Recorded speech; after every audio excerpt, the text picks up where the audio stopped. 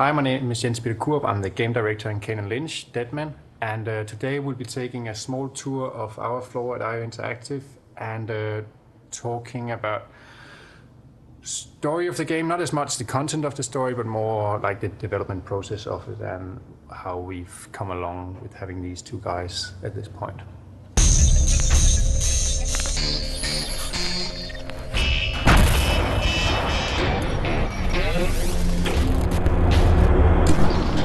Kane and Lynch is now our first game. We've done a handful of Hitman games, and we've taken a lot of the grittiness from there and make it a little bit more mature and a little bit more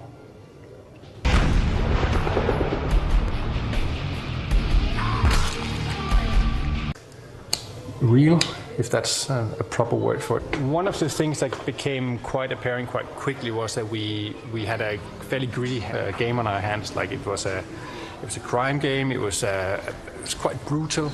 And one of the things we've been doing with Kane and Lynch is to try and have more reason for the action. Like we play the level, we do the things because Kane and Lynch have to.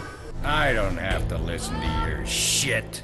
So even though we strive to make everything in the game matter to Kane and Lynch, historically we also always been a company that does scenario-based game design, which means that we really want this location, let's try and see if we can mold it. So a lot of our inspiration for the story is also that we say we would really like this bust out, we would really like this bank robbery, and if we could get out in this kind of violence. Like these are very early inspirational stuff that's very nice for when you work with a story to say this is where we would like to go. It also gives a very good indication of what people on the team likes to work with.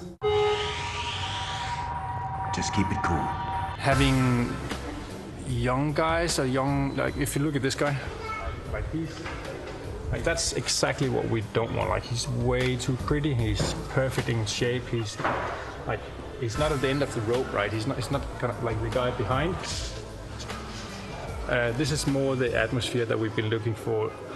Gritty characters that kind of fitted in the storyline that we were looking for.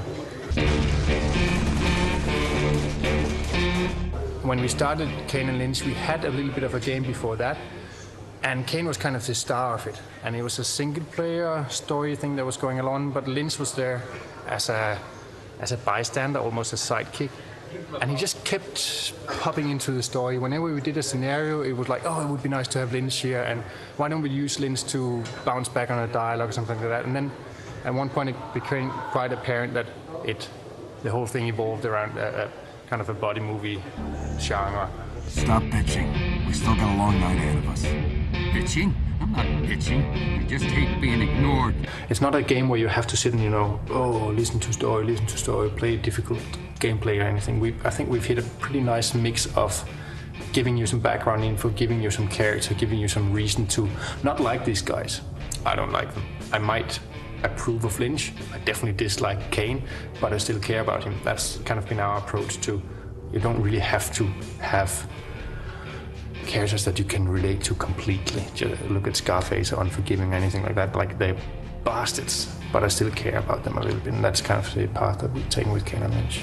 Like Kane and Lynch is essentially a story about two fairly normal men that ruin their lives.